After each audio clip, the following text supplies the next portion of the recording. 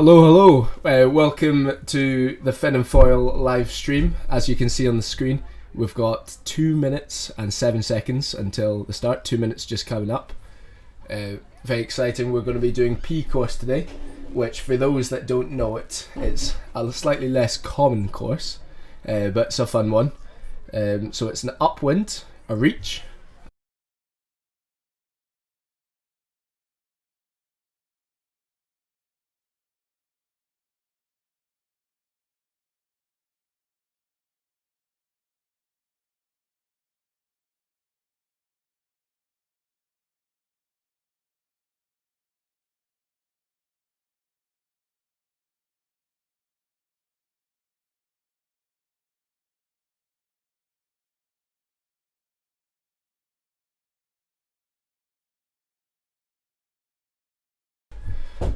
Okay, that's the start of the race and we're off. As you can see, everyone started on starboard tack and going upwind to the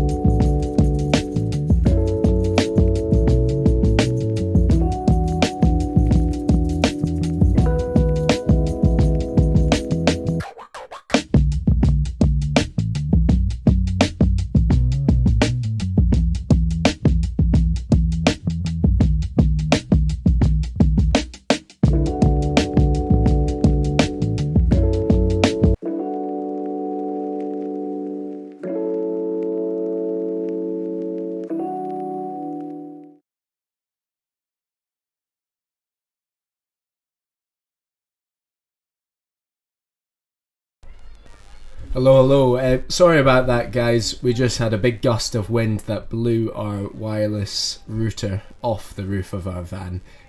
Rookie mistake, won't happen again. We're back in the action now, and we will catch the next race in its entirety. We've got 3 races planned for today, so although race 1 you won't get the full picture, we'll update you and then go into race 2. Very shortly, but this is the second beat on race 1 of the day with the IQ foilers, and as we can see, there's a youth board Stella in the lead, but I believe it's Isla Watson in second place, really trying to push up the inside. They're both on starboard tack. This is probably the ley line for the second beat, the second upwind. But that youth board below does look like they're in a great spot and on a good angle.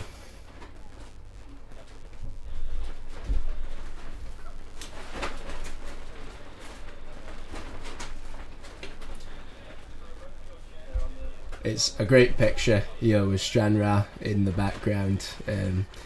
It's a great sailing location, pretty strong winds and actually picking up winds. It's going to be picking up as the day goes on, and that's the upwind mark there, as you can see just next to the rib. That's the mark laying boat, and just that boat there will be recording to make sure the people all make it round the mark, and we'll be recording numbers. But as you can see, the youth board there looks pretty under the lay. We'll see if they make it. They might just about make it.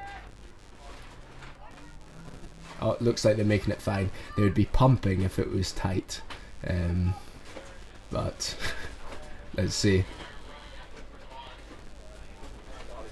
If they make it, you can see that other boards on starboard have taken a bit of a long route around and are over the lay. Yep, that youth board's absolutely smashed that lay line and made it round and is now bearing away. A commanding lead there.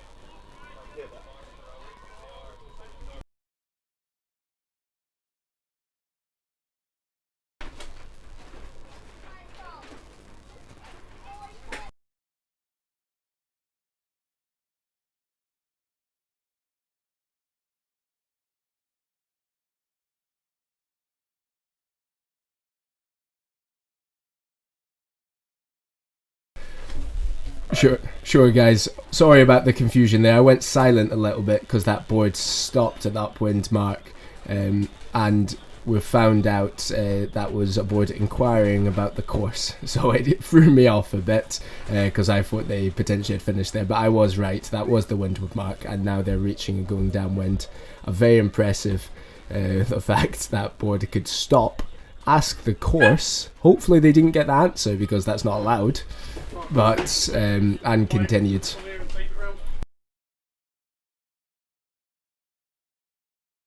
So this is Charlie Baker in the lead currently. Charlie Baker going downwind, and this will be the final downwind into the finish. Looks like a commanding lead and really well sailed for this British youth team member, British youth GBR team, which, you know, this guy competes internationally. He's young still. He's still got a few more years in youth, been developing, and we'll see in the coming year and years sort of where he goes with that. Maybe he'll be able to sort of extend into a top 10 sort of potentially medals at the youth scene. So but he's showing great promise here. Currently ahead of Isla Watson, who's British same team member, but I'm sure she'll fight back into the next one. Isla's just back from an LA trip where she saw the Olympic venue and is experiencing all that, and her aim is really LA 2028 Olympics. So Charlie doing so well is really a testament to his training and his current level. But as I said, the next race we're going to catch from start to finish, and we'll really give you that full picture. But as you can see, Charlie Baker's just jibed and is on starboard heading downwind, doing very well. And huge lead, incredibly impressive.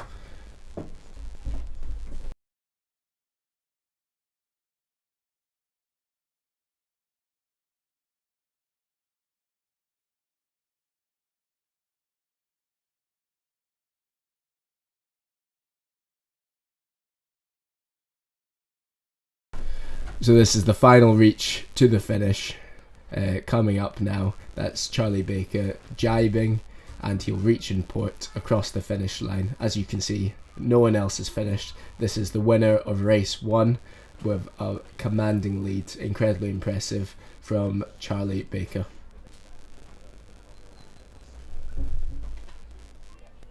And that's it, him across the line, finished the race.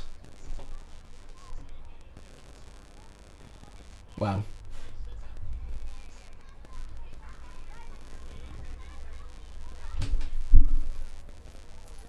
Second and third coming through now.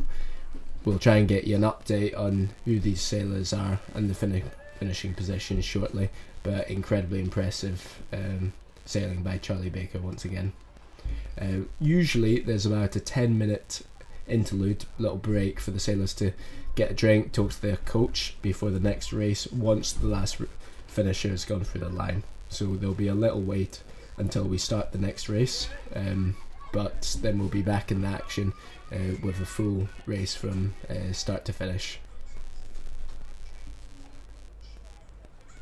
And that is Isla Watson there, finishing now on the senior board, finishing in 4th position. I'll have an interview with her later and find out what happened. Potentially she got a bad shift, she went to the wrong side. Stuff like that can happen in shifty, tricky venues like here.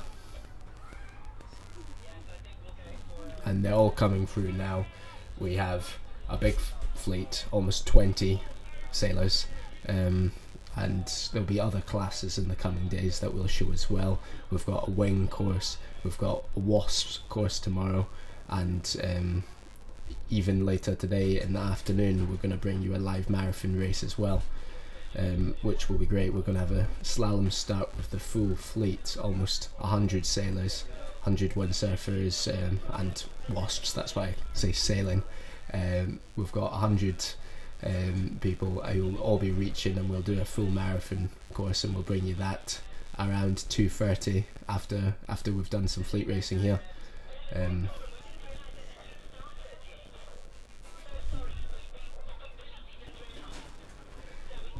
but that's race 1 just finished now, so they'll be having a little break. And if you've noticed some different colours to the sails, that could be for 2 reasons. The woman and the youth girls tend to be on a 7-3 sail, which may have a little blue accent to it. So if you see a blue accent, that is definitely a woman or a youth girl. If you see a full red sail, then that is likely an 8 metre instead of the 7-3, so a slightly bigger sail, and that will be one of the men or the youth men, or potentially a junior man, because we do have some young people here. The youngest we have here competing in the IQ is Dawson Rogers, who is 11 years old. And then the oldest we have, I'm not going to say his exact age, but we've got a master here in Tim Gibson competing, and so we've got a huge age range and a huge range of experience as well within the team. International competitors, world-class competitors, youth up-and-comers, senior masters, so we've got really everything.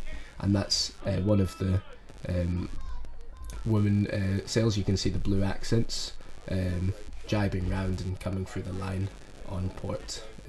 So these are the final finishers. Will be coming downwind and just through now. So then they'll have a little break, and we'll get cracking with the next race and bring that to you soon. For now, I'm going to bring you some videos. This is an interview from Elena Sandera, who is unfortunately not joined us today because she's a bit poorly, unfortunately caught a cold on her travel here, but she came all the way from Switzerland and regularly competes internationally, and we'll bring you an interview with her. She'll be joining us tomorrow for the racing and is another one to beat.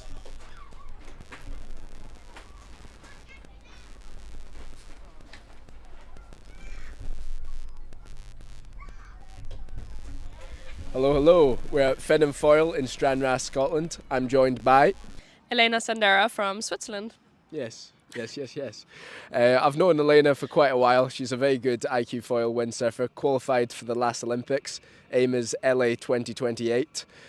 She's recently back from her World Championship, which I believe is a PB. How did that go? Yeah, it was pretty good. I mean, at least for my standards. Got an extra 30 places compared to last year, which I'm really happy about. But I hope I can climb a lot further. And is this your first time in Scotland? It's not my first time in Scotland. I've been to Glasgow and Edinburgh, but it's my first time windsurfing in Scotland, and definitely my first time competing. Ah, very nice. Well, we're in Stranraer, which is an amazing venue. We've got 100 various classes. We've got the Wasps, the Technos, the IQs, the race boards, and the... what one am I missing? IQs? I know, I said IQs. Wingers and the wings, yeah. So, got so many I'm forgetting. So, Elena, tell me a bit about your life goals. Well, I'd like to go to the Olympics and possibly win a medal, definitely win a medal. And I'd like to be a doctor. So she's studying medicine, is trying to go to the games, and is still socially capable. So she's fairly multi-talented. That makes one of us. Yeah. I'm the awkward one. But no, Elena's going to be competing in the IQ foil class. We've got lots of youngsters that will be pushing her in the water, lots of up-and-comers, lots of youth guys. So she's going to be one of the ones to beat. Any message to your fans? I don't have any fans. She's lying. She has got many fans. She's got a documentary out about her. She's got lots of things online, social media. Check her out at Elena.Sandera on Instagram. Yeah, check her out there. We'll be following her tomorrow at 11:25 for the live stream of the IQ foil. So check us out there. Cheers.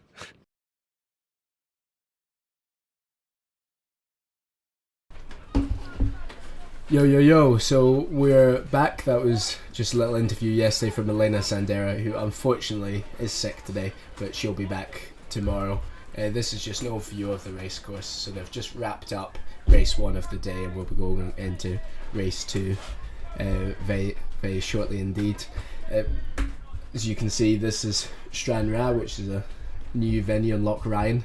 They're doing a big development at the moment. There's a £7 million investment in a new sailing centre that's currently being built. I believe it'll be sort of starting to be finished next year, and super exciting for the area. We've got a lot of community work going on. Lots of people are trying windsurfing and trying wind foiling and trying sailing, and we really hope that in the coming future, near future, coming years, we'll have a World Championships and world class events coming here fairly regularly. So this potentially could become, a real world class venue. You've got the space. It's a huge loch, so we've got a lot of space for everything out there.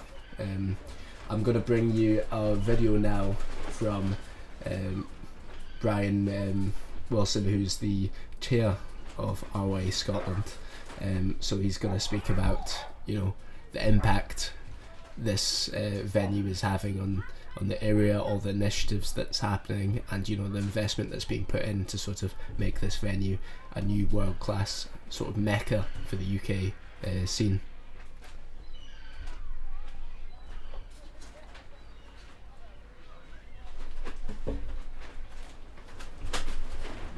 Hi, please introduce yourself and your role at Fin and Foil Stranraer event. Yep, certainly. So my name's Brian Wilson, and my role at Fin and Foil is I am the skipper of one of the committee boats, Jack of Hearts.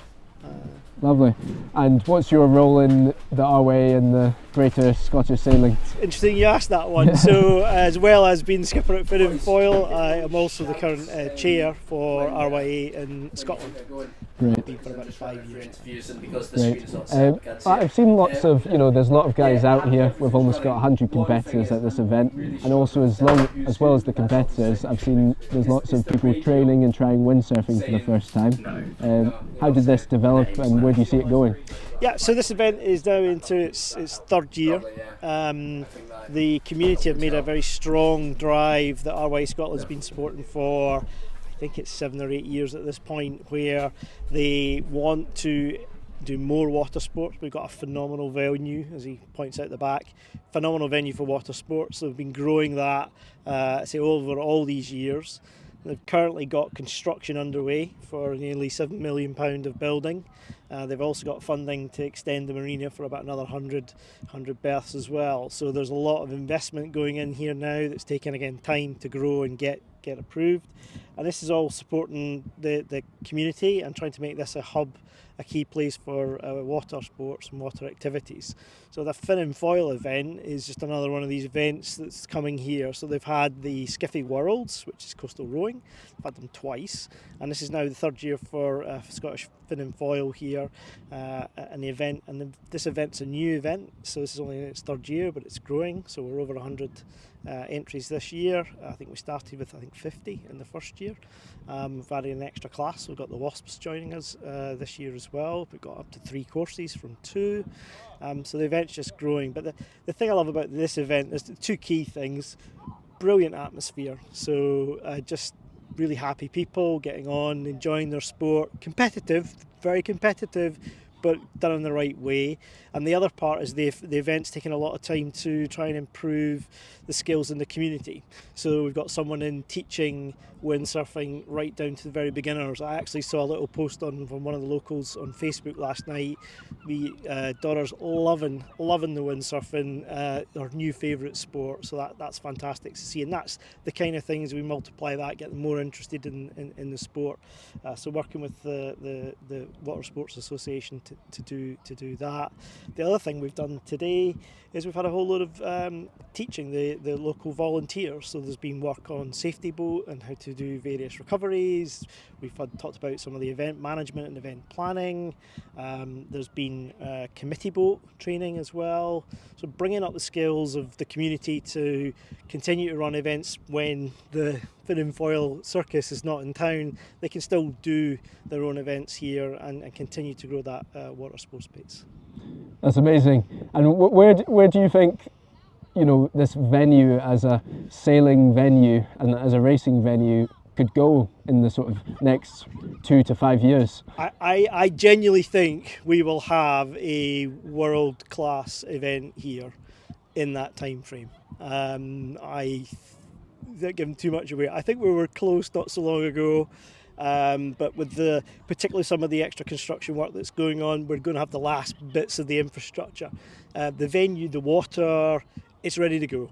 The beach is ready to go. The community are ready to go. The community are great supporters of what we're all trying to do here.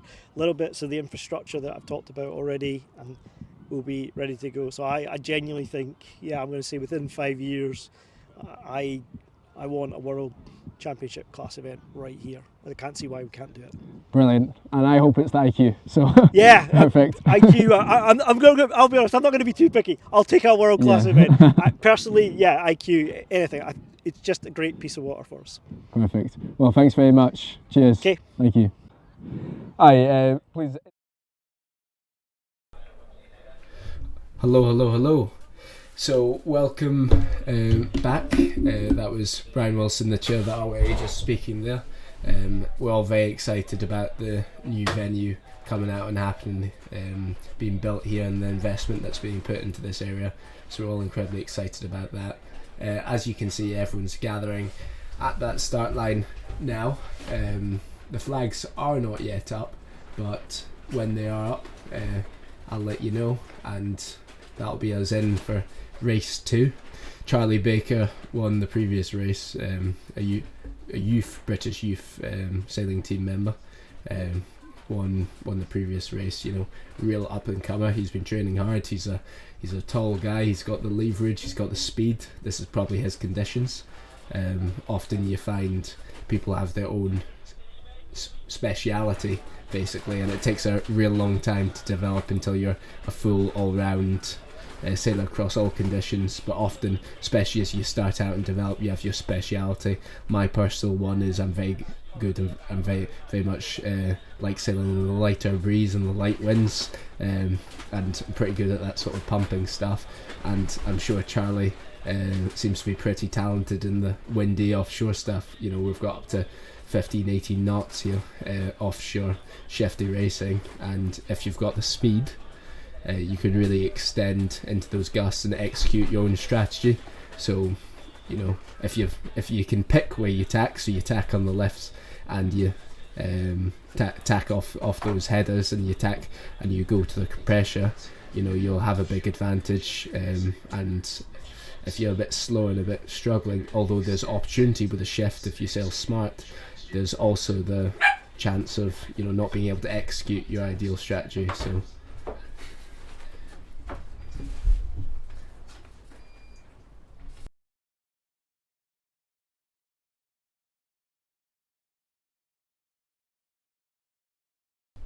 just an update from the course area. We're listening to their radios and keeping updated. So they're coaching out there today, and they've also been involved with the community initiatives and really sort of growing sailing in the IQ sport in Scotland. So I'll put on a wee word from Robert and Rona, who I've coached in the past. They were, you know, IQ foilers initially, and now they've stepped back from the IQ foil, moved into other sailing and windsurfing endeavours, but also doing the coaching currently. Yo. So, what's your names and what are you up to? Right, my name's Robert Phillips, and I'm one of the coaches this week. I'm Rona Hopley, and I'm one of the technical coaches this week. Nice. And how long have you been coaching for? Both of you? I've been coaching coming up 2 years now. Nice. I've been starting the technical coaching just for a year now, so yeah. Nice. Well, how are you finding coaching the guys out here? I've seen lots of young people, lots of guys coming from the community. It's great to see. Yeah. How has this developed and how's it going?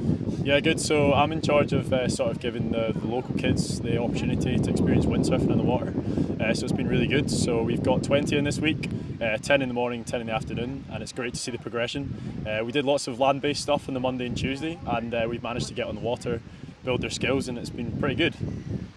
Amazing. I'm with the Techno Group. There's about 26 sailors, and it's really good to see them out all in the water, and also just learning myself with the coaching tips. So yeah. And you guys are ex-IQ foilers, Yeah. used to compete all around the UK in IQ foiling. How do you find moving more into the coaching role? Yeah, so I think competing, in the last 2 years has been really useful for us to then move on to the coaching side. It's sort of given us lots of different experiences and things like that, and it's good, yeah. Yeah, it's nice to give back since we've taken.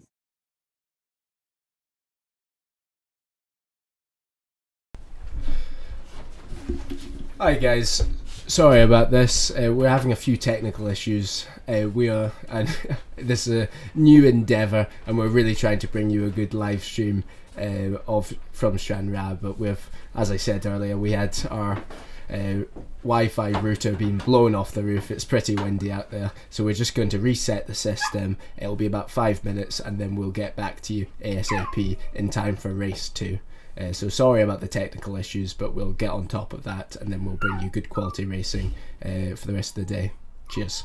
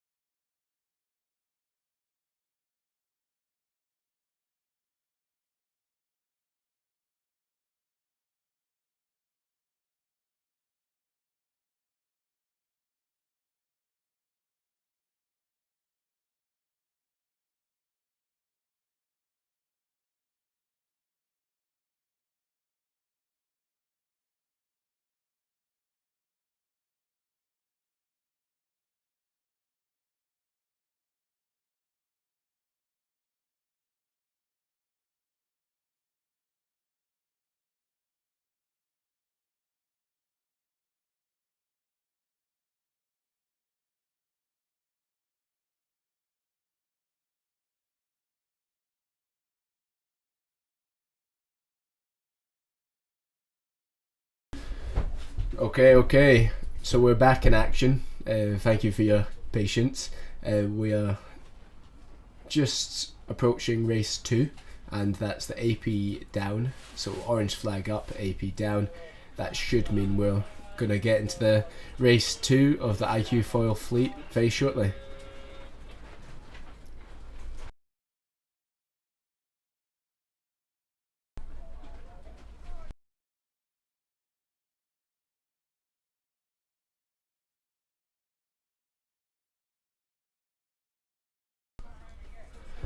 Time is up. So that's the start time, just up on your screen to the top right there. We have 2 minutes 30, approaching the 2 minutes until the gun. We've got a good competitive fleet out here. So we had Charlie Baker win the first race, and we'll see if he can follow that up with a strong result in the second. We're going to watch the full race from start to finish this time, so stay tuned with us, and you've got approaching 2 minutes until the start. So in shifty conditions like this, the guys will be deciding, do I want to go to the left or do I want to go to the right? And that's a pretty tough decision quite often on the beat, pretty tricky indeed. But sometimes it comes down to a guess, sometimes it comes down to playing the fleet. So if you want to go with the majority and you back yourself to beat the majority of the sailors, you might make the decision to start with everyone else and just try and beat the majority, because then at least if your side of the course doesn't come out, then you still do reasonably well. Obviously that relies upon you having the confidence to beat the guys around you, or potentially you'll go into the race with the attitude of, I'm just going to tack on the shift. So maybe you'll stay really dynamic and you'll make your decision on which tack to start on pretty late, and you might start on port, but then you'll tack because you're getting a big knock, and you'll tack on starboard, and you might go up the middle. It's really hard to know until we get into the racing what's going to pay, but that's a decision that's going through these guys' minds right now. So it looks like some people have made the decision to start on starboard, and you'll see those guys around the committee boat there. But quite a lot of people have made the decision to go around and start on port, which has the added asterisk that you don't have right of way on port, and you've really got to thread through those starboard tackers, which when you're going at 16 knots upwind with pumping, people going at different angles, it can become pretty hectic. So you've got to have the confidence that you're going to execute a clear port start. Obviously when it's a 50-50 like this, or even more people starting on port, it becomes an incredibly dynamic situation where you've got to be really on top of your awareness and looking around in your vision. It's just approaching the start, so that's 5, 4, 3, 2, 1, and they're going. Port flyer attempt by Ethan Page there. That's Ethan Page with the yellow helmet, and behind them that is Sophie Clark with the blue helmet. That's the 7-3.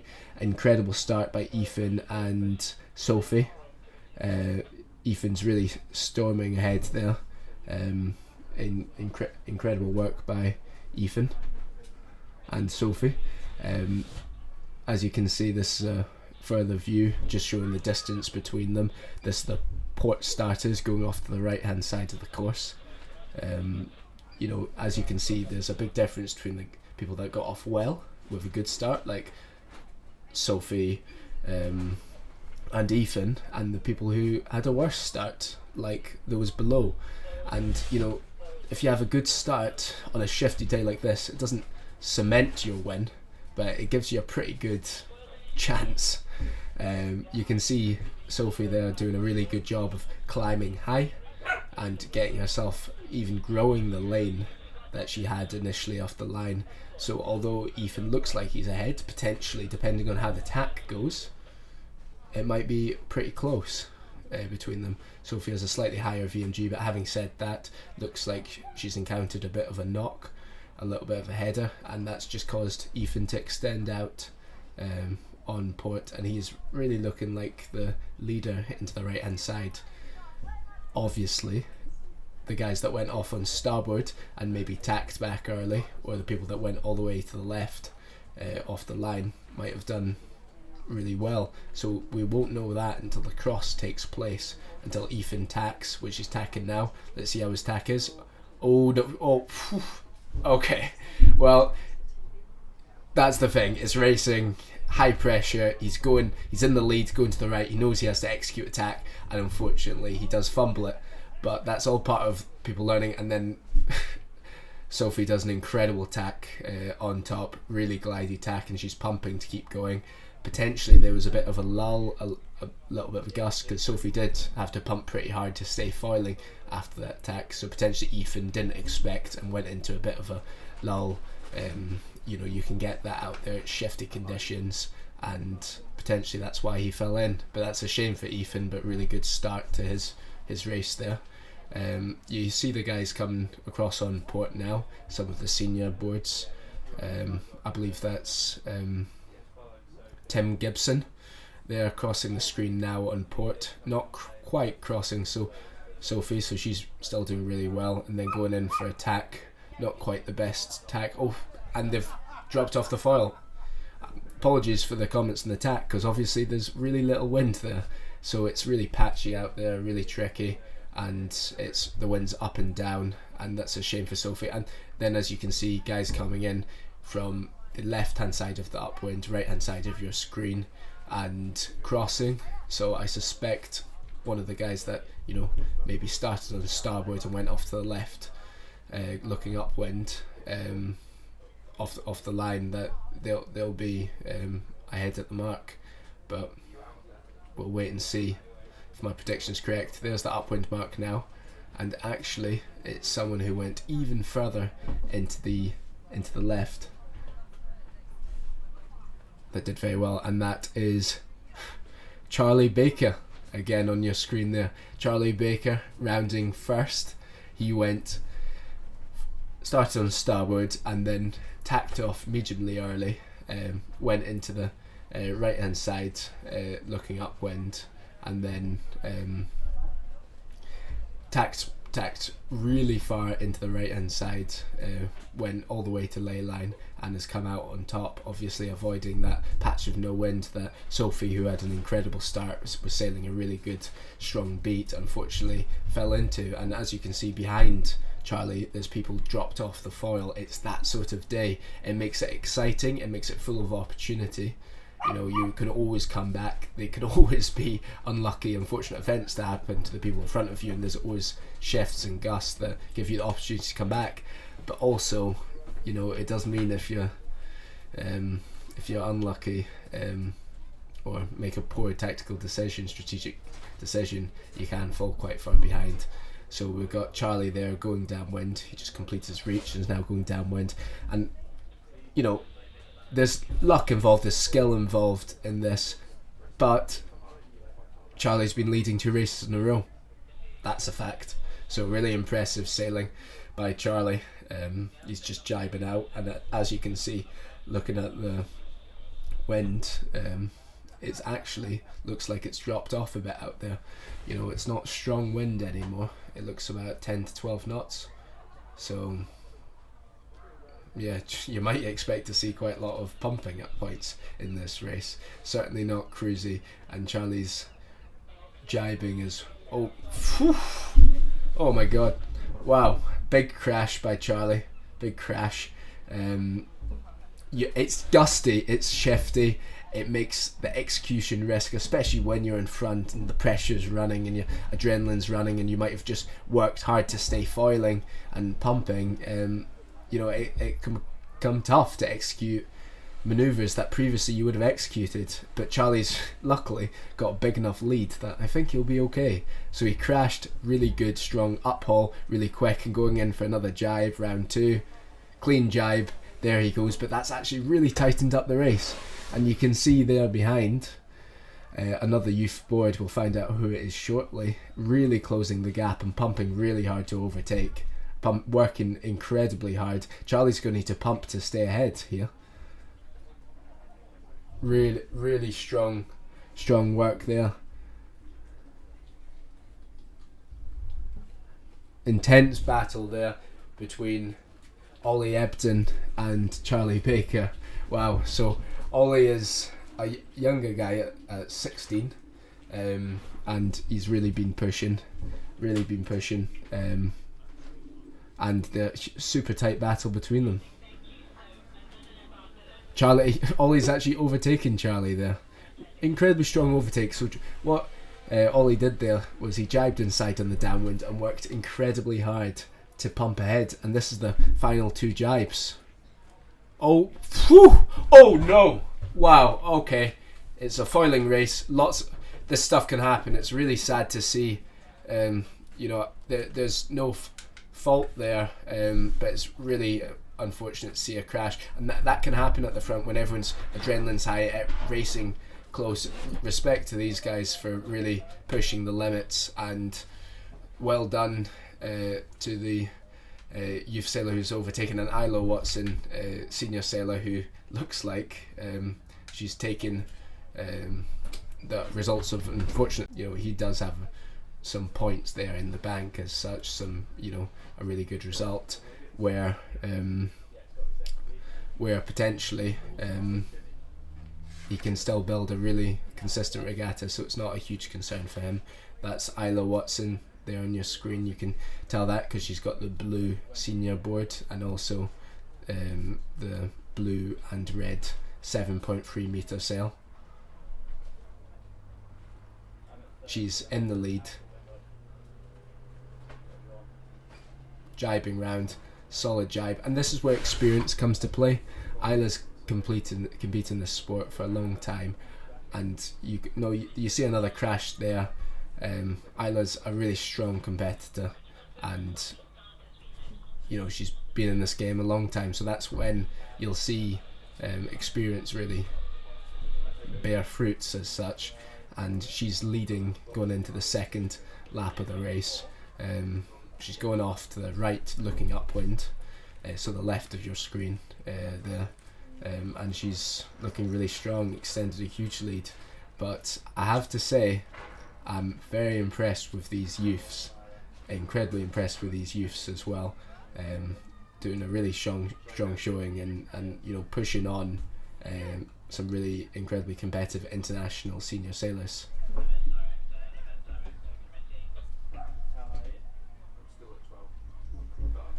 So that's the overview of the course there. As you can see, Isla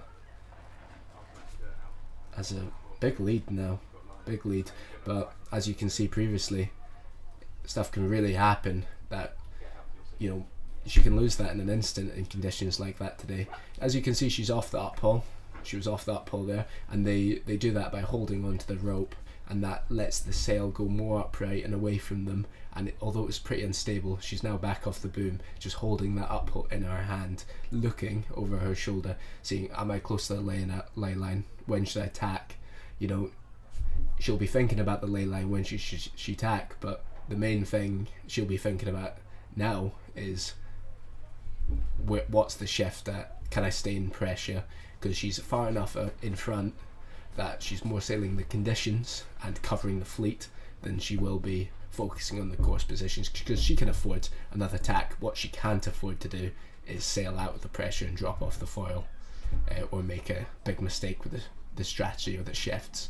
So people will be splitting off to the far left upwind, and she went off to the right, so there's a chance always that the left can come out and she can lose out, but I think she looks alright there actually. And although she's under the ley, you can see the mark to the right of your screen there, the orange mark. Although she's under the ley, she's in a really good spot in the overall fleet, and she's holding that uphaul line. Really great technique there, and she looks really fast and really strong.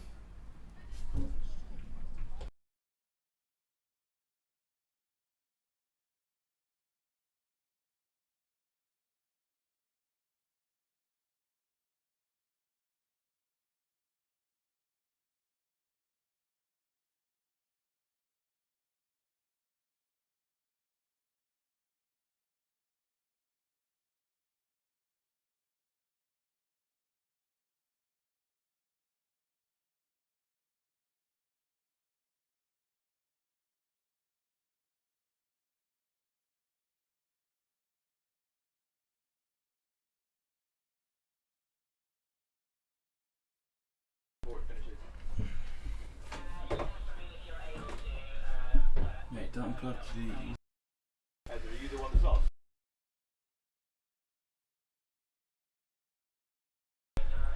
Okay guys, I've just had news from the race crew. That's why I went silent there. The radio has told me that unfortunately that race was abandoned. That race was abandoned, unfortunately. And that's due to dropping winds. So although shame for Isla, really, because she navigated that race really well and was looking in a really strong position, but the winds got too inconsistent and they weren't going to meet the time limit, and they abandoned the race. So they'll be looking to reset the course, reset potentially to a more an area of slightly more consistent wind. You know, this stuff happens in racing, so we'll just keep you updated. And for now, I'll show you some interviews from previously taken yesterday, and we'll keep you updated with information, and we'll let you know on the Instagram as well when we're back in action.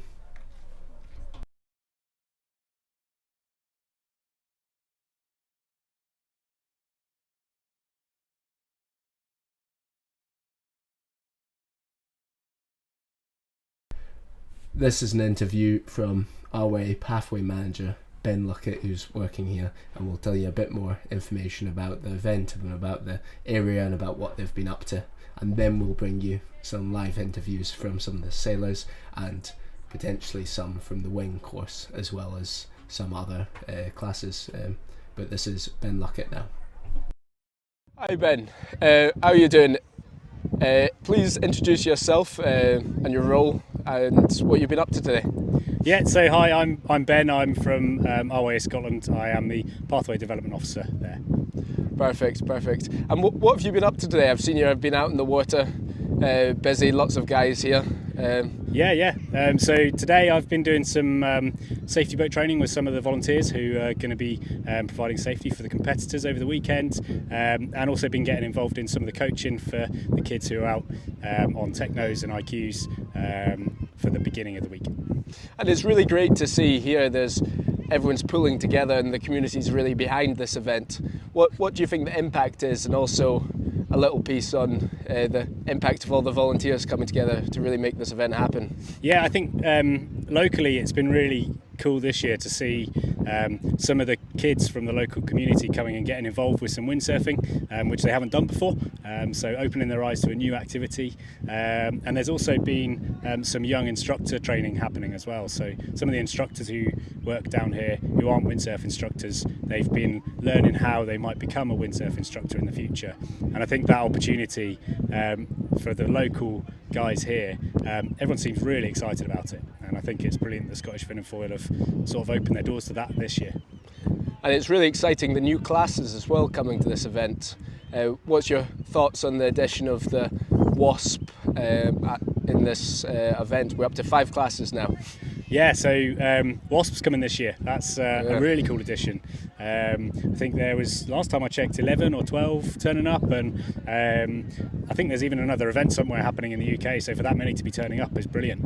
And I think it's this ever expanding thing where we're getting more and more people involved with the sport, and they're all coming down to this brilliant setting to come and give it a crack. And it's bringing together winging, windsurf foiling, fin windsurfing, but also now sailing as well, and sail foiling. So yeah, really exciting. Brilliant. And I see there's some development just to my right.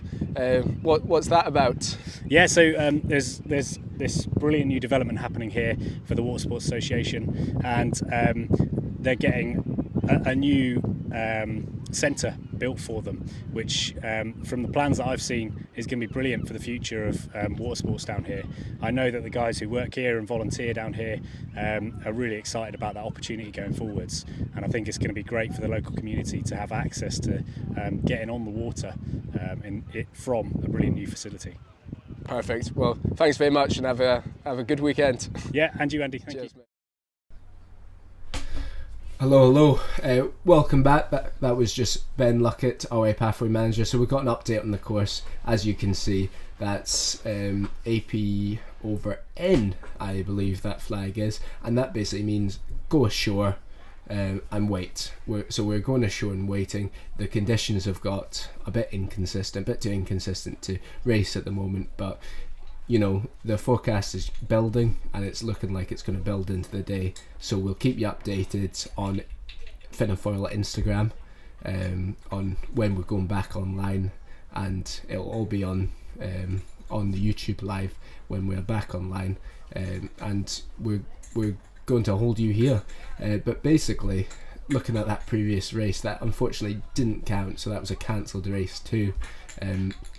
It was pretty exciting, to be honest, and Charlie Baker initially leading ran the first mark after having really strong competition from lots of the other boys like Sophie and Ethan off the line with an incredible start, but unfortunately got caught into a patch of no wind. Then Charlie was there leading the race and then had an incredible battle after a crash, put him back into the fleet a little bit, and Ollie Ebton then did an amazing overtake, and they were really fighting hard, fighting a bit too hard, and then unfortunately made contact in a sort of competitive race situation.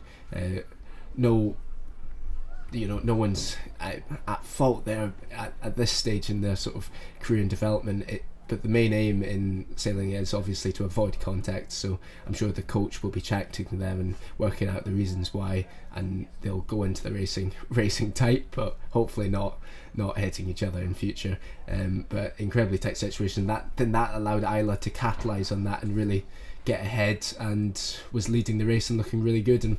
But then they canned it because guys at the back of the fleet had fallen off and they had extended past time limits, and it was getting to that point. But I'm going to hold us there, and thanks very much, and we'll keep you updated with the rest of racing, and we'll be looking into taking you into the marathon course later on. But thanks very much for tuning in.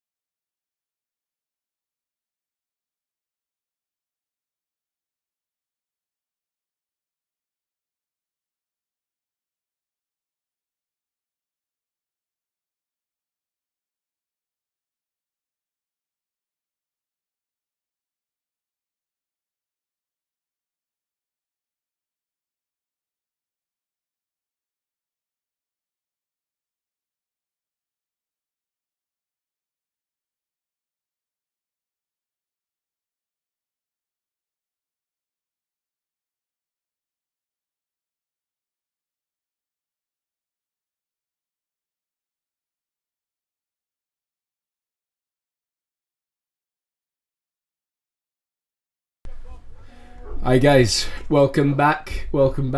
So we're in for a long distance race. So we've got the entire fleet all starting together on a reach. I'm just going to quickly put you through to a course.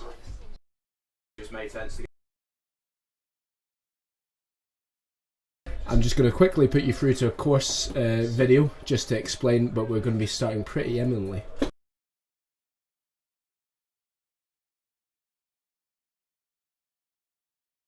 Excellent. So, 5. We've got 2 courses. We've got the short course. We've got the start over here at Mark 2. And we're going to start with around about 90 competitors on the line, where we have the foils, a couple of wasps, and all the fins reaching across to Mark 1. This is where the fleet will split. Those who want to do the long course will head down to Mark 4 and then come back up and to Mark 3, and they will do that for an hour. Then what we have as well is a short course, and which will generally be the small kids. They'll go Mark 1 and then sausage round 2, and they will do that for the next hour. And the finish lines are at Mark 3 and Mark 2. Thanks very much.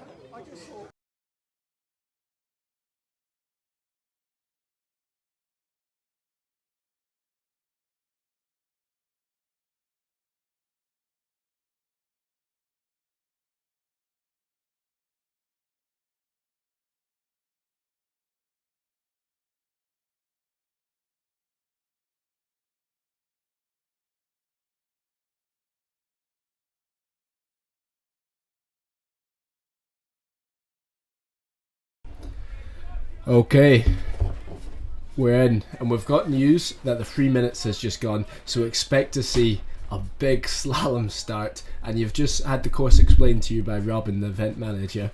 So effectively it's 2 separate courses. One is the longer course, and that's going to be a reach, a downwind, an upwind, a downwind, and they keep on doing that for an hour. So it's an endurance race, a real test of skill and endurance. That'll be impressive to watch. That's likely to be the foilers, the race boarders, the wasps, and the older guys. And then we're going to also have some of the younger guys. We're also going to have some of the younger guys, the technos, quite likely, and the younger ones. But maybe some of the technos will do the longer course, but the younger ones certainly will do the shorter course, and that's basically a reach backwards and forwards for an hour. So we're going to be starting relatively soon.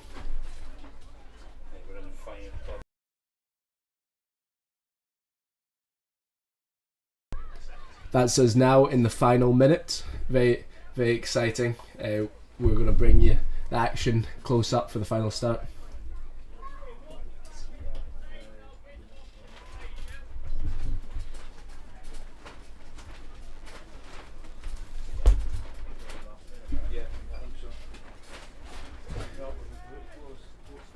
As you can see, everyone's currently moving towards that start line. Everyone's preparing to start, and it looks like quite a jumble of activity, but what you're seeing is everyone above the start line, and then between the committee boat and the yellow mark is the reaching start, so everyone will jibe in late and come in fast.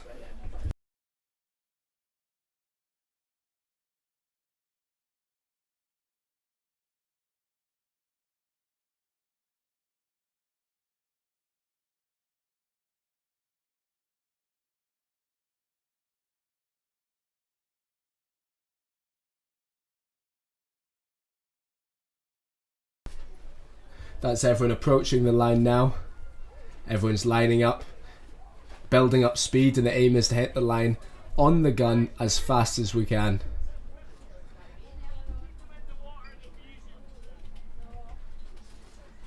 And that's them off. Huge numbers of guys, and that's the technos out on top, and the IQ foilers further down with the wings. That's Rafty Reed racing against Charlie Baker right there. There's a couple of wasps in the mix. It's a real battle of everyone. Wow. That's some of the girls at the bottom. You can see that with the 7 threes. Let's see who's going to win. It looks like the IQs are on top, followed by the wasps. There's some wings in the mix as well. Yeah, oh wow, okay, so that's Rafty Reed, wingfoil British champion competitor out front, absolutely blasting. Followed up by Charlie Baker in second, so it's going to be a real battle between those two guys as they approach that reach mark. It's a long course, this is the long distance course.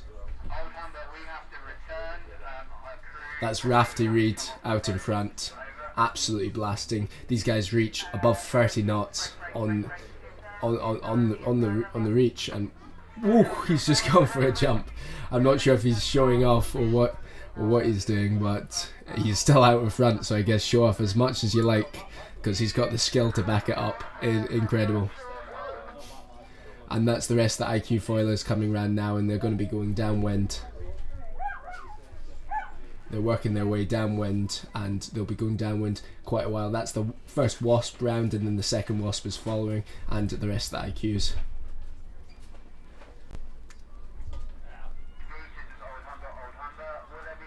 And they'll be working their way a few kilometres downwind.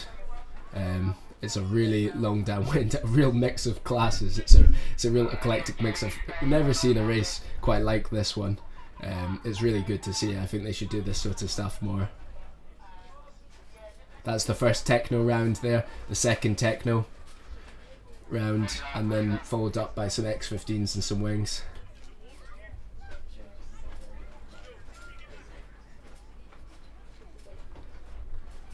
It's going to be a real test of skill, this one.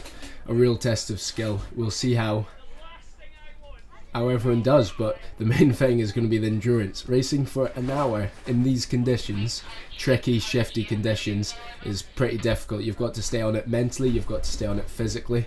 It's a battle. It's going to be a battle for these guys, a real challenge. And also the technos at the top doing a figure of 8 course, it's going to be hugely fatiguing as well, because they're going for just as long.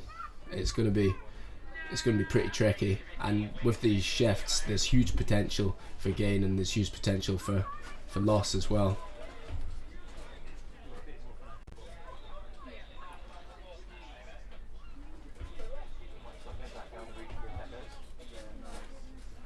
So now we're just going to follow the technos back down the reach. So the technos, as was explained in the Robbins, the event leaders little video briefing you had at the start, the technos are going to be on a reaching figure of 8 course, and the foilers are going to be doing a full up and down. There'll be a few technos, and there'll be some race boards and stuff also doing the up and down, but obviously the foilers will likely separate quite significantly for them, so it'll likely be the foilers at the front of the long distance race, and then it'll be the technos on the figure of 8 course. So that's a race boarder there at the back racing with the technos, and also a wing out in front.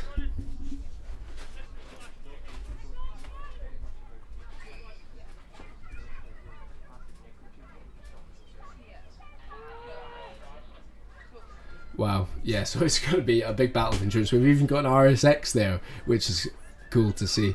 Absolute blast from the past. Got an RSX there who's technically under the raceboard class, but it's really good to see that set of equipment still up and running. The RSX is the old Olympic equipment, and it got replaced by foiling, the new foiling class in 2020, 2021. Tokyo Olympics was the last Olympics. Now it's IQ foil, but RSX, I competed in RSX for a good 8 years, I believe, 6 to 8 years, and it was pretty intense, real hard work. So I don't envy him sailing that beast around the course, but it's very nostalgic. I know, I'm sure he's having a great time.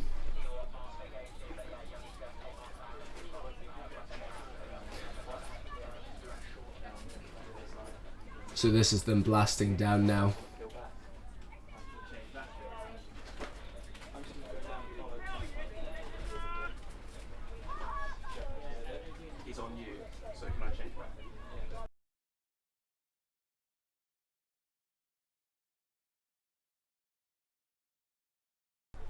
This is us just working our way all the way downwind. So you can see the Technos are a bit further back, and the foilers will be over the distance there. But we'll see them as they start heading back upwind. The foilers will check in with who's at the front. At the top mark, the first mark, the leaders were Rafty Reed, who the wing British champion, and then followed up was Charlie Baker, who won our only race this morning in the IQ foil fleet, and is doing very well indeed.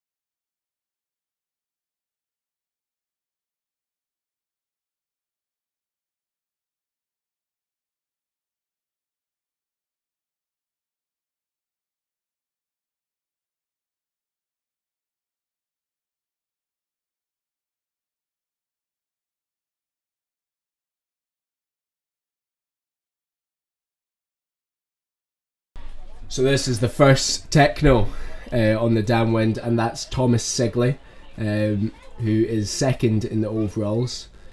Milo Potts, GBR 3531, is also in the mix, and it's a battle between those two at the front right now.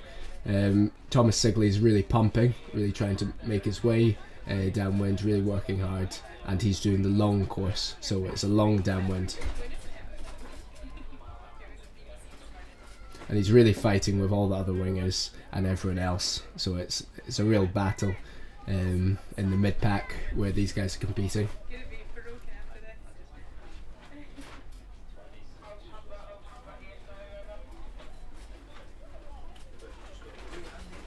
Thomas Sigley is a 7.8 metre, so he's a youth Techno sailor rather than a junior, and he was born in 2010. So these are all very young guys on the Techno, and it's impressive to see them sailing so well.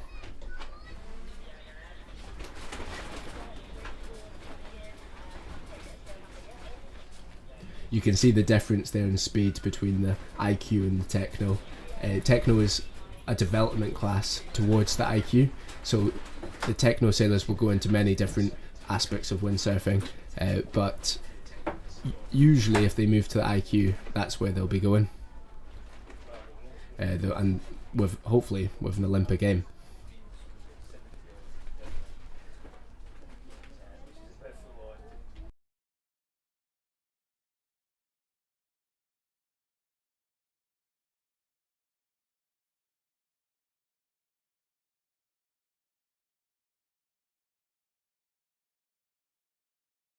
So we're just going to go upwind now to the IQs, who have made it round the bottom mark and are now heading upwind. They'll be doing this loop, this big upwind downwind loop, many times this hour, estimated around 8 or 9, so it's going to be a real endurance race. And we're just starting to catch up with the IQs now, who are blasting upwind. As you can see, some Technos and wings are still heading downwind, so the IQ here has really gapped, but I suspect we'll see Rafty Reed near the front of the pack when we find him.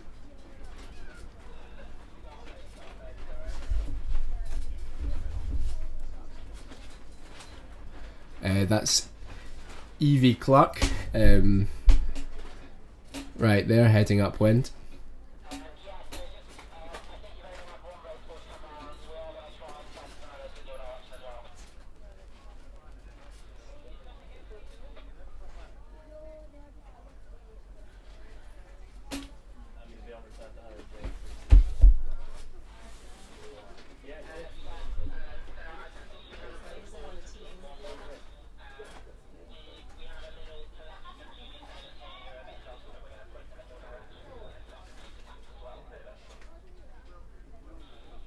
with this long distance race, you can expect to see a pretty big separation between the top guys and the developing guys, and that's what we're seeing here. We're seeing a big separation between the leaders and the mid-pack, but as I said, it's an endurance race, so the guys in the middle may catch up to the guys in front. You know, there's plenty of opportunity for catching up here, and right there is Tim Gibson, who is one of our masters in this fleet, and he is doing very well. He's on the senior board and competing with, you know, some full-time sailors.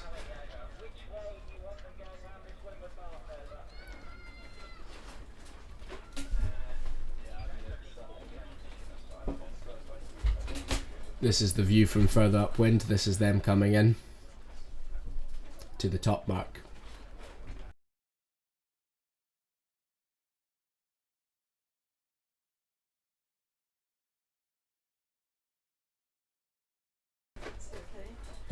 I can just see the top mark there, that's the orange mark, so the IQs will be coming up there and the wings, and we'll see who's leading around the first lap of this race.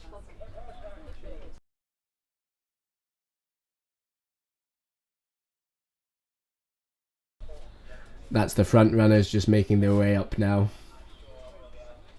Still got a bit to go, but they'll be tacking onto port soon to then make their way around the mark.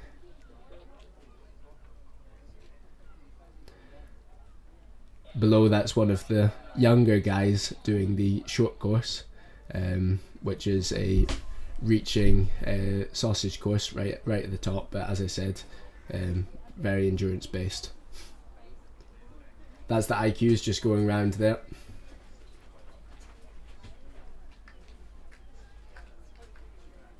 And that's Charlie Baker in the lead. Charlie won the first race today. He's doing very, very well. Jibing out now.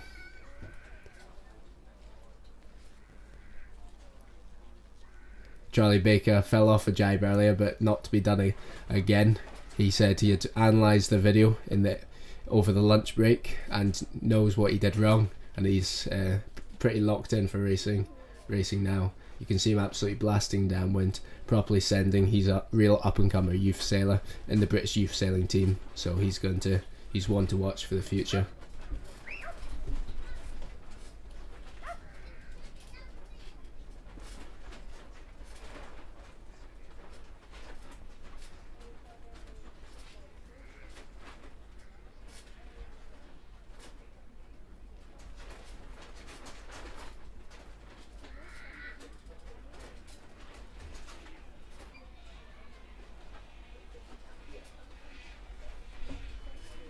And there's Ethan Page, another youth sailor.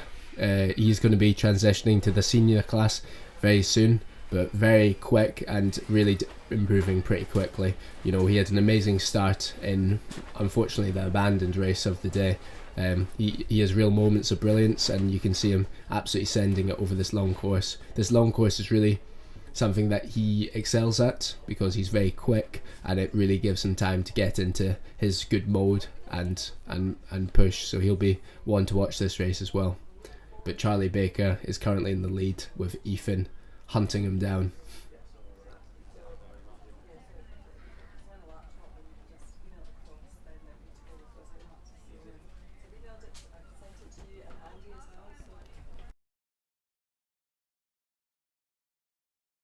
You can see everyone zigzagging in different directions across the downwind, and what they'll be doing is they'll just be picking the gusts and the shifts and really watching out. And it's quite funny because on the downwind often you're looking at what's behind you rather than what's in front of you. You see the pressure moving down, and that's where you're trying to aim usually, but you know, some of these guys might be even catching up with the gusts, so they are moving quick.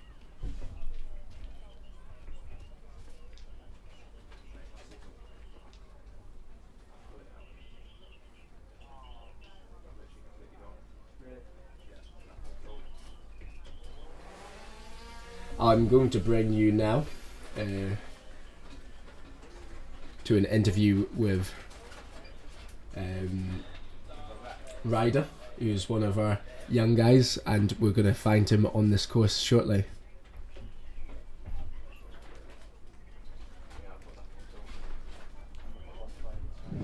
Hi mate, introduce yourself and what you're up to at this event. I'm Ryder Rousseau. I'm here from South Africa.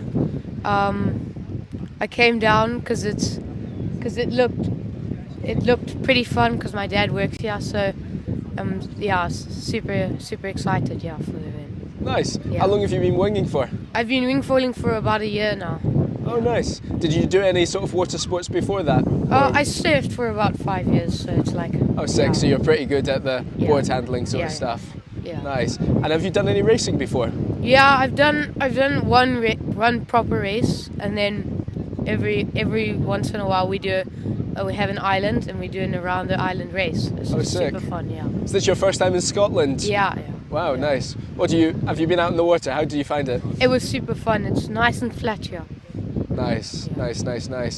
And what would you say to other guys that are looking to sort of get into the winging and maybe come to Stranraer, Scotland to try water sports? It's difficult at the start, but then once you get into it, it's super fun and easy. So that's from Ryder, one of our young wingers who's out in the course today. It's his first event. On screen now we've got one of our Wasp sailors, only 2 competing in this marathon because the rest are going to be arriving, the bulk of the fleet are going to be arriving tomorrow for some course racing, but these guys decided to join in with the marathon and see how they compare to the rest of the boats, rest of the boards, and they're doing pretty well. You know, the Moth is a one design class. It's got a huge international fleet, and they're very competitive boats, very fun to sail. I've experienced one in the past. They're pretty quick and really good angles upwind as well. They're something I'd recommend any sailor and also board windsurfer to give a go. They're pretty quick, and they can really compete with the other guys, but they do take a bit of a learning curve as a foiling dinghy, especially if you're used to the boards.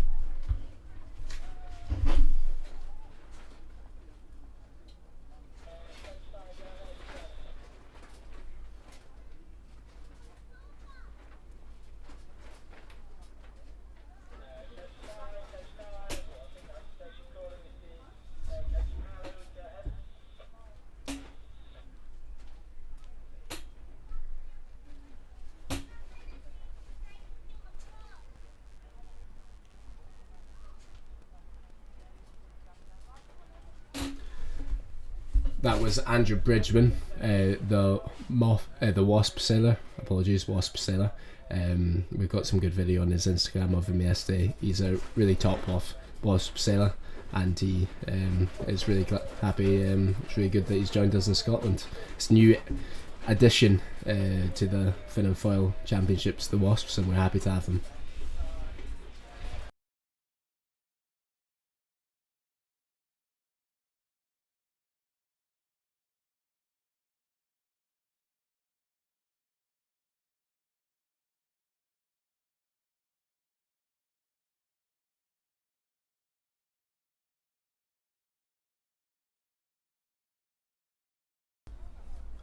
That's a race board just across our screen now.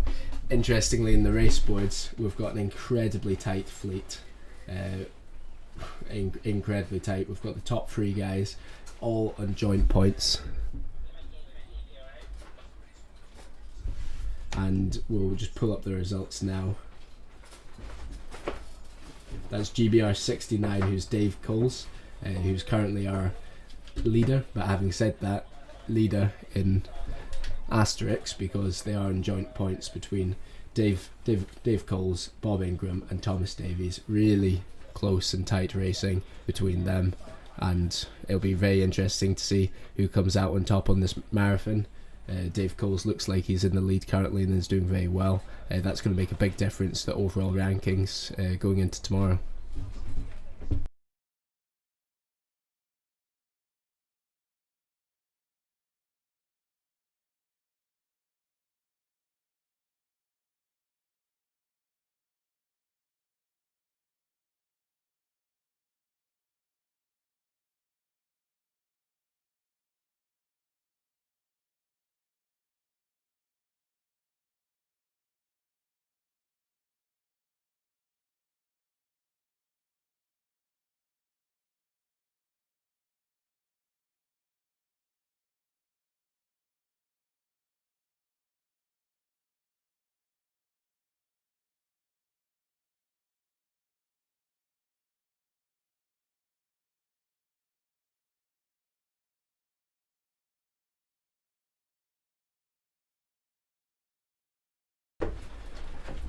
So that was a good shot of Dave Coles, who's on the raceboard. So for those that don't know, the raceboard is a real traditional class, and it has a pretty avid following internationally. They have World and European Championships internationally, and it's a class that most people have spent some time in windsurfing. It's a proper pure race class, upwind, downwind racing. They're pretty fun to use, and in all conditions really they go pretty quick. Got a good shot of the wing there and the IQ. Both are fairly competitive pieces of equipment. The wing can go probably quicker than the IQ in most angles of sailing. On the reach, wingers have reached close to 40 knots. But as I said, IQ is a one design class, and wings in general, apart from the X15, are an open source class, so you can pick your bits, and that usually allows for faster speeds.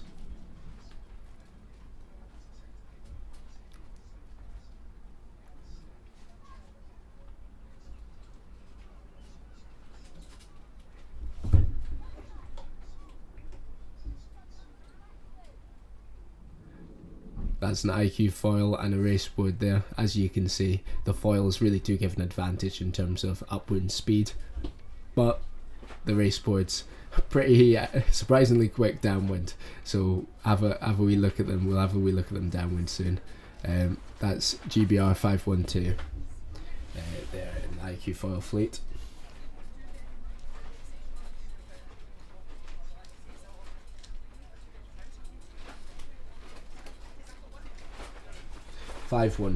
That's Ollie Ebden, who is currently in 3rd place overall after achieving a 3rd place in the only counting race of the day. You can see him really pumping for the mark there and passing some.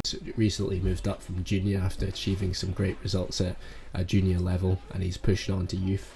You'll be looking at entry into the GBR youth team at some point soon, so I expect to see him representing the country in the very near future and across next year's international events.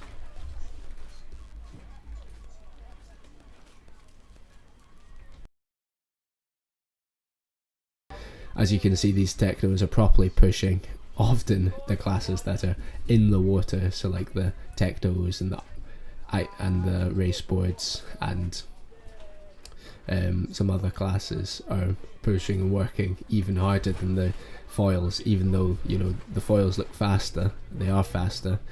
These guys are really pushing and working their body and pushing through much more drag in the system. So it's not light work, this, and especially the pumping.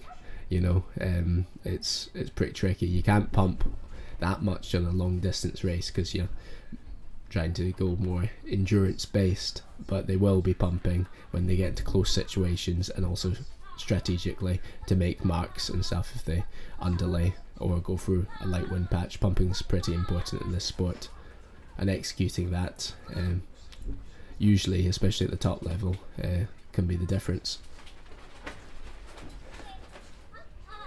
That's Dave Cole. That's Tim Gibson, sorry, rounding the top mark and heading downwind.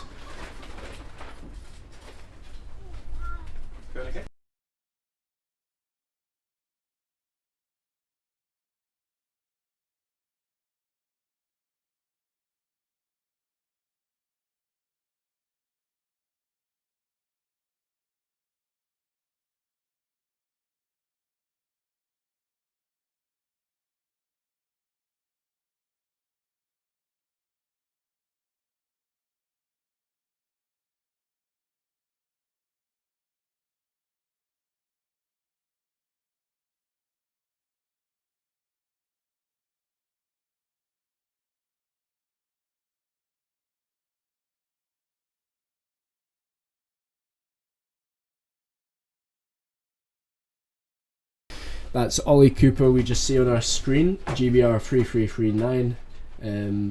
He's doing very well in this competition. He's 3rd overall born in 2006, scoring an 8th and a 1st in the last 2 races, in the morning's races. He's properly pushing, and he'll be hunting down that board in front, trying to get a win.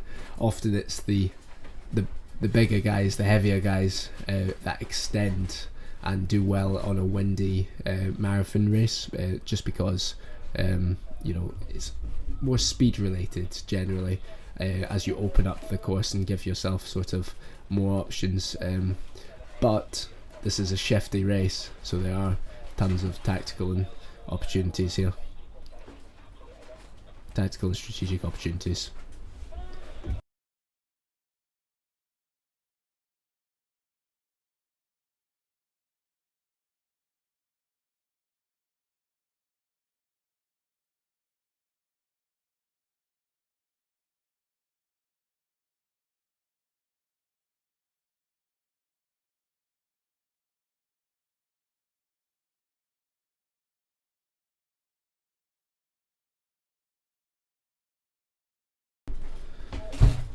That's a Wasp just rounding with the Technos. It's really cool to see actually this multi-class event, although it may be slightly hard to follow in terms of it's lots and lots of laps around the same course, and people are lapping each other because they're at different speeds, different levels, so it is hard to follow it as a race, apart from little moments. But I'm sure you guys can appreciate the showcase of all the different classes and all the different skill sets, and that's a great shot. There, the X15 and the IQ Foil Junior board.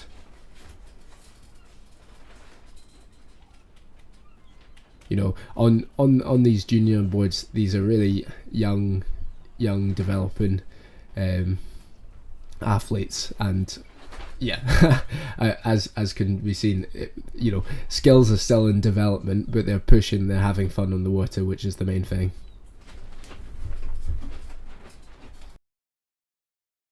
And there's different levels of racing, so even if you're not racing at the top, like these guys, they'll be learning from the guys that are a bit better than them, and they'll be improving every day, and the development in this sort of stuff is really quick indeed.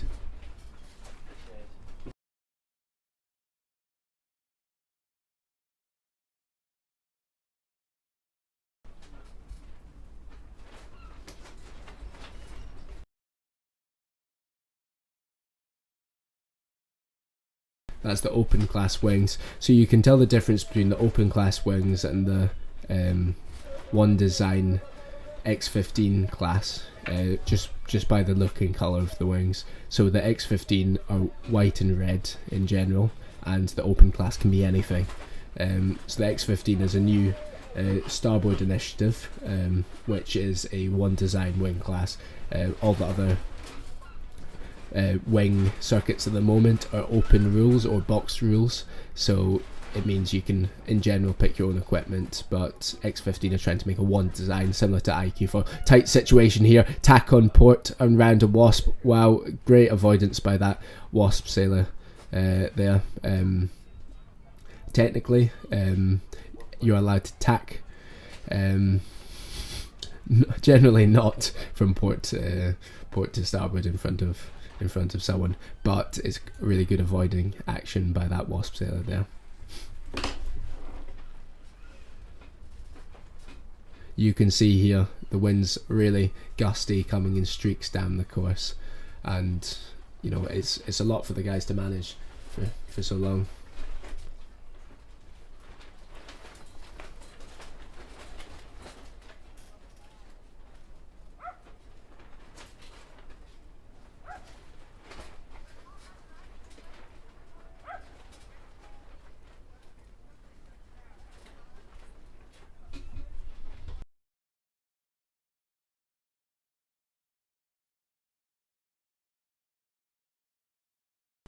That's a Techno and open wing sailor approaching the mark and heading downwind.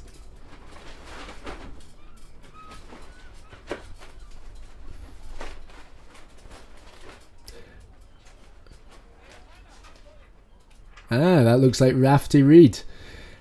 So Rafty actually is very multi-talented. He's a really great winger, British champion, regularly comes top 10 medal racing at the international wing class events, and he's also a commentator for the IQ foil class, so usually he's commentating on me rather than me commentating on him. Incredibly multi-talented guy. He's relaxed, he's waving, he's having fun, he's doing jumps, he's just here having a good time, showing his skills and really pushing out there on Loch Ryan.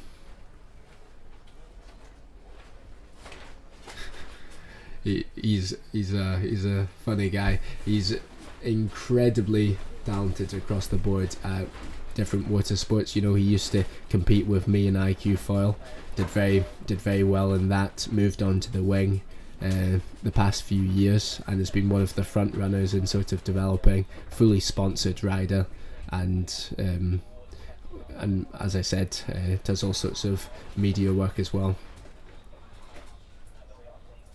And I suspect if you look at the overall race leader, I would almost certainly bet it was Rafty. You know, the wings point very high upwind and they absolutely a rocket ship downwind, especially if you're pumping the way Rafa's pumping here. You know, he's very quick. But it's an amazing close shot here of him. You don't often get this close and see the pump and the work rate he puts in, even though he's not necessarily fighting for the lead currently. I think he's quite far in front. He's still working hard and pushing through. You know, these professional wingers, they do train a lot, and you know, he's working hard every day. He was out in Lanzarote with me on a training camp this year, and he's you know, pushing every day.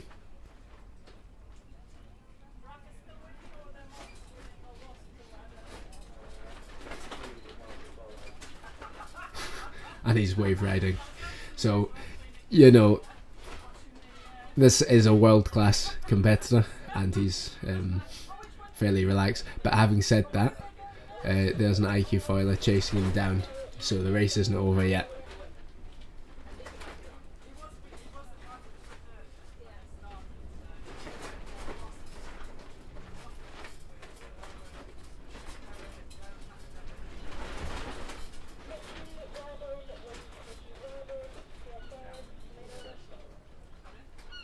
What's quite interesting is all the jibes and manoeuvres he's been up to.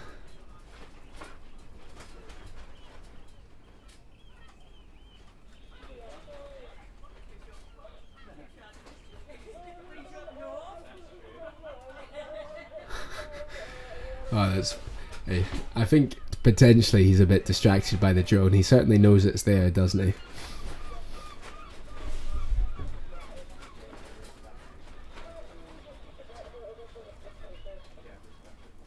So that's him chasing down an IQ foiler. IQ foiler's really pumping, really working hard, trying to stay in front, but I think Rafty has got this one in the bag. But he's really working hard. You know, this stuff is hard work. The pumping ain't easy. That's him rounding the mark to go back upwind there. And these guys really point high upwind, especially if he pumps.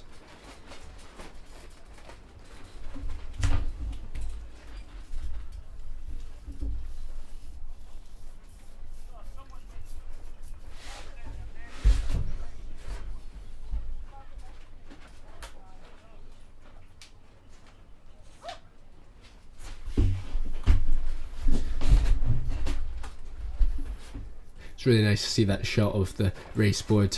They've got a daggerboard down and they're properly pushing railing. You know, you really push down with the hips, and it's a brilliant feeling sailing race board, and it's a really tactical class because everyone's usually on a very similar pace level. At the top international level, they pump and work really hard. It's an incredibly powerful sail. You can see how full that sail is. They really turned a lot of power into forward speed and really push through that water. Their boards are incredibly narrow and long, and they're a fairly efficient design.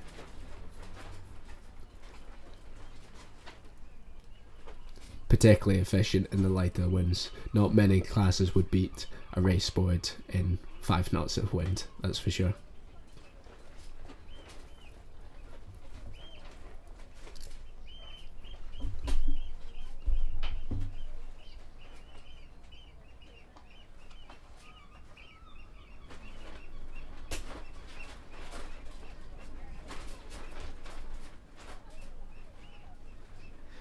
So that's Tom Davies leading currently on the race board. He was talking to me earlier about how he had a big breakthrough recently. He changed his mast. I'm not sure if this is secret information. If so, Tom, apologies. But he changed his mast and it's really unlocked his pumping and his skill. He went from a soft mast to a stiff one, and it's really taken his sailing forwards. And as you can see, he's really pushing on that equipment, and the bright red sail, certainly eye-catching. But I spoke to Tom earlier, and he was loving the racing, loving how close it was and how tight it is, and really pushing.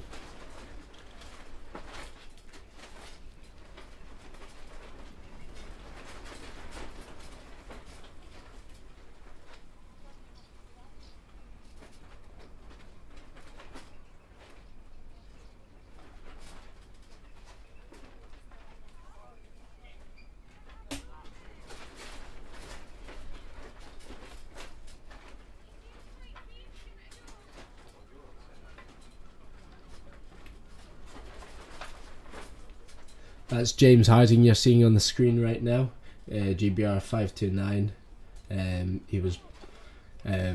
He's a slightly older IQ foiler sailor, but he's pushing.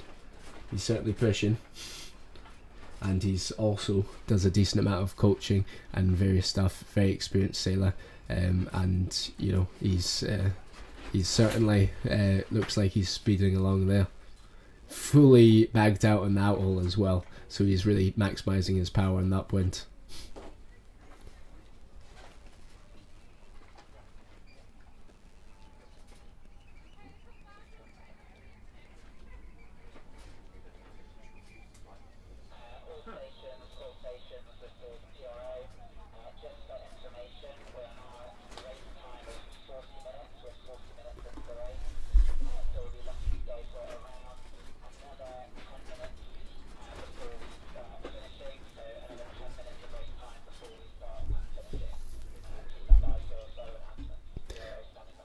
So an update from the race crew. We're 40 minutes into the racing, so we've got about 10 minutes left until they start finishing the boats. So that it'll be a dynamic process, so it's when you reach the top finish line after the upwind, that'll be the long course people called off, and the short course people who are reaching at the top will be called off as they go through the start line at the top as well.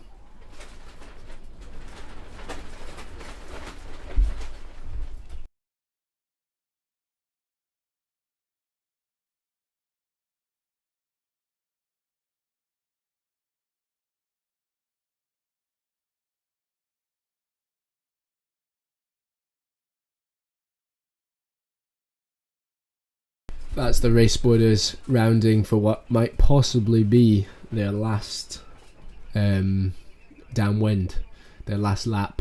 That's a Techno 3486.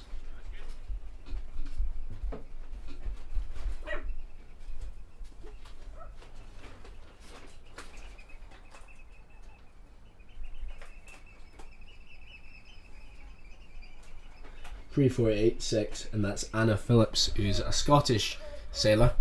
She's really developed pretty quickly. She only recently started windsurfing actually a few years ago, and she's been really committing, developing leaps and bounds, been part of the Scottish pathway system over winter, and one thing about Anna is she works very hard. She's pumping downwind there, and she's got an amazing attitude to racing and sailing and improving, and I can really see her coming on leaps and bounds every time I see her out in the water. It's really impressive. She's just trying to get on the plane there. Almost managed. She'll be moving to that foot strap there, and once she gets into the 2 foot straps, she'll have blasted off, and there she goes.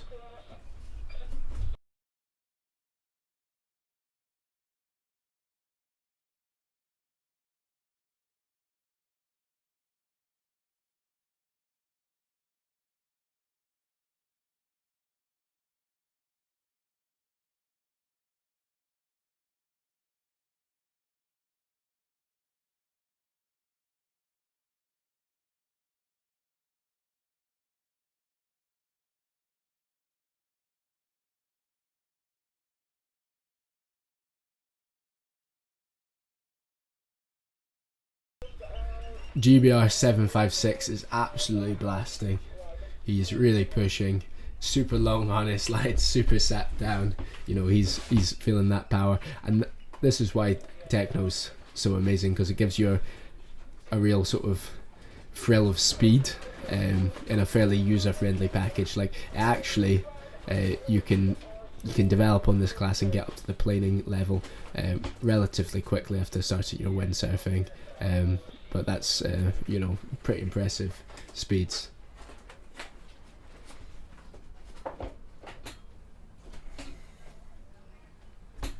So this is the Techno Plus category. That's Matthew Golden there, and you know, Techno Plus is the bigger sale for the older guys that want to still do techno and want to compete. It's an international category still, so there's really good high level events in the Techno Plus, but it's a class for if you're not so keen on foiling, or you're not at the foiling level yet, or you really just do like the techno racing, then often you'd go into Techno Plus, and it's a really fun event and very popular.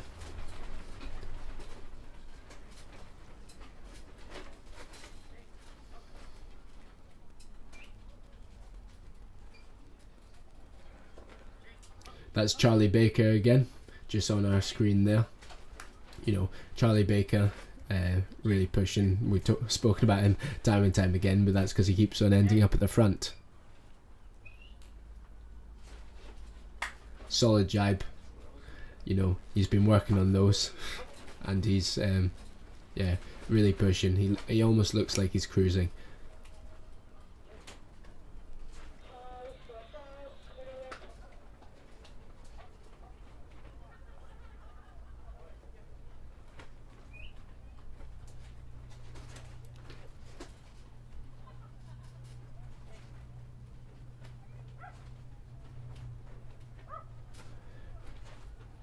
The wings are pretty fun, just downwind.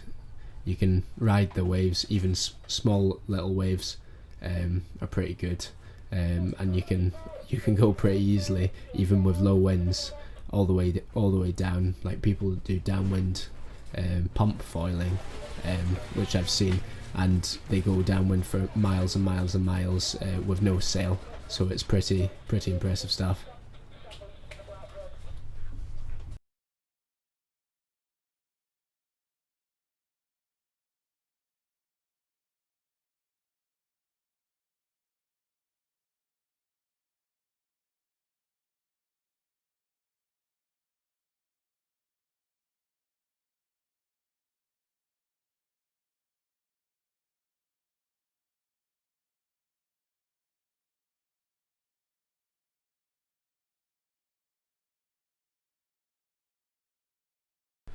We're very lucky to have some pretty impressive looking committee boats, all supplied by volunteers. So thanks very much to the volunteers and also the sponsors of this event for making this all possible.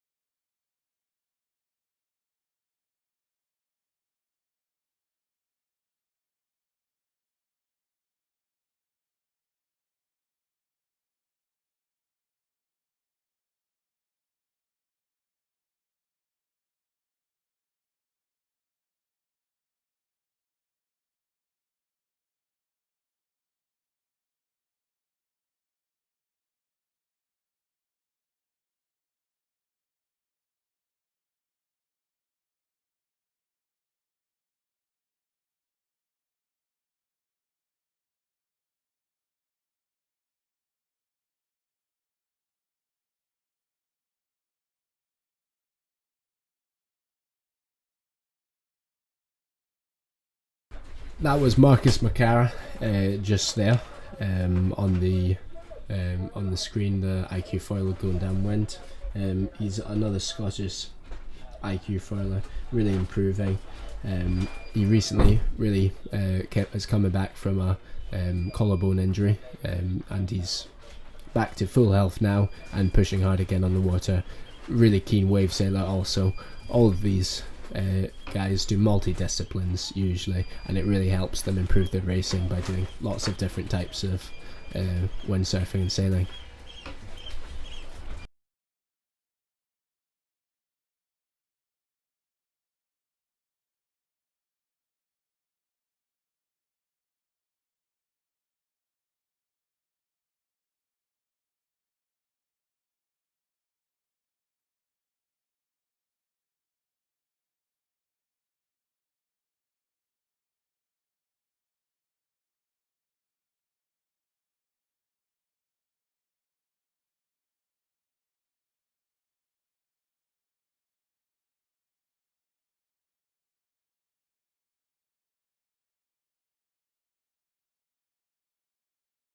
That's Thomas Sigley back on the screen, 287, currently in second overall, but doing pretty good there. You can see him going in for attack now.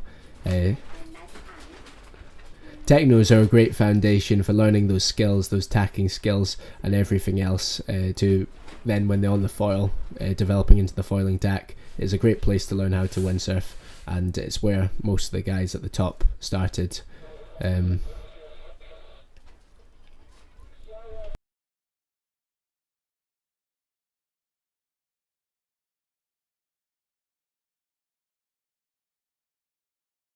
Often you see the Technos in two different modes, so you'll either see them off the daggerboard or you'll see them planing upwind. As you can see, this board is planing upwind, and then they'll carry on planing and plane downwind as well.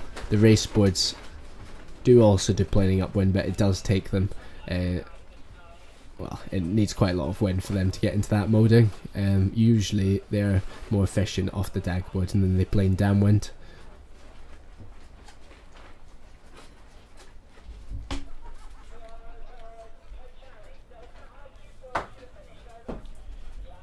That's Milo Potts, who's our current leader on the screen there.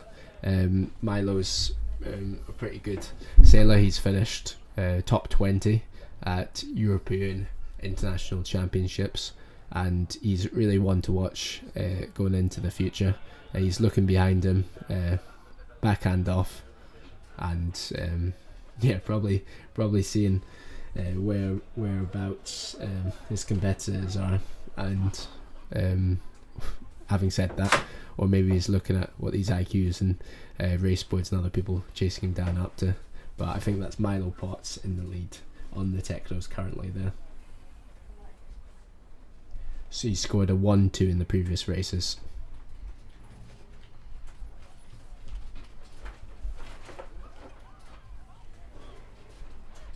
That's Abby Smith that was on the screen just then. She's a British youth windsurfer as well.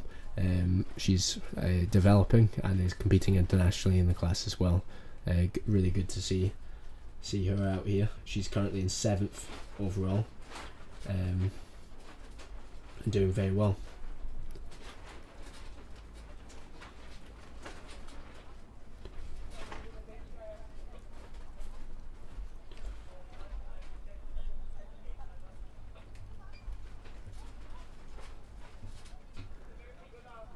So that's Wasp there, 2511 is Martin Evans. I had a chat with him earlier.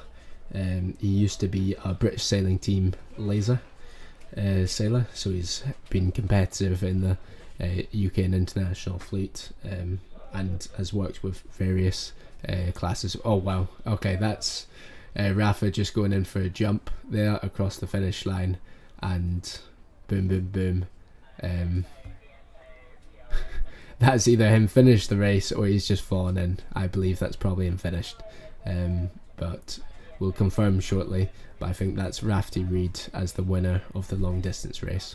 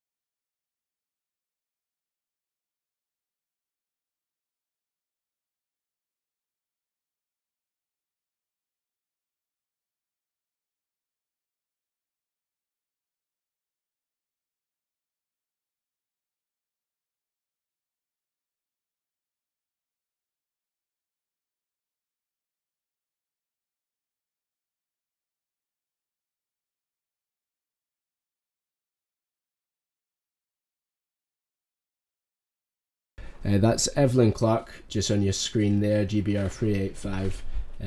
She's currently in 18th, but that's only after scoring a DNC in the only race of today, so she'll be really wanting to move up, and I'm sure she'll move up quite significantly as the fleet goes on. She's an experienced international racer, and she's really one to watch as we go further into this regatta.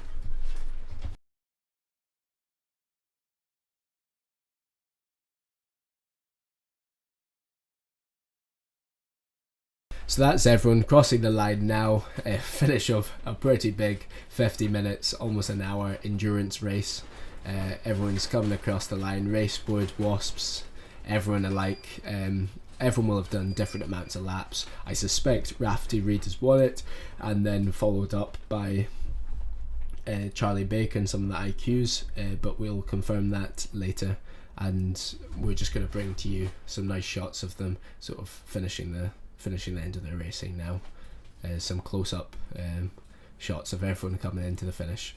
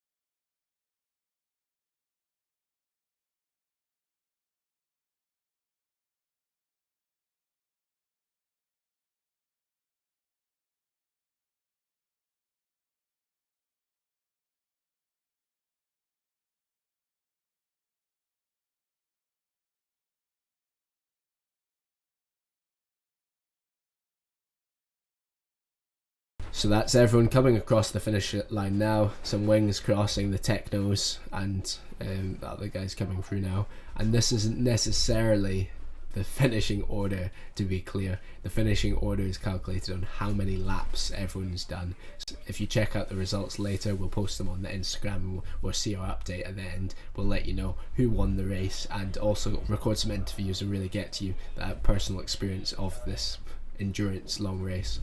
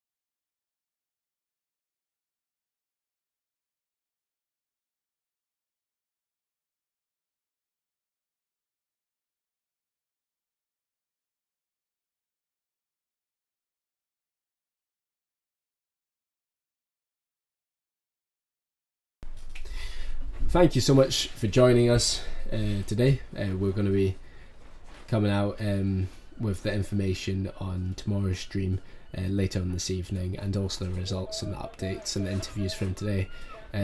Thank you so much for tuning in. It was a fairly dynamic race to follow, with the multi-class and multi-lap long distance elements, but we hope you enjoyed seeing the action up close and personal, and we'll get some racing to you tomorrow. And it's going to be normal course, short course, so no more long course racing, and we'll get you some tight close racing filmed with our drones coming tomorrow. Please keep check of our socials, and this is the final few competitors crossing the line, so we're going to leave you at that, and thanks very much.